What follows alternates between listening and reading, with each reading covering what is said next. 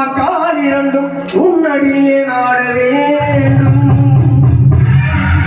பண்ண வைக்கும் நாம் உனையே பாட வேண்டும்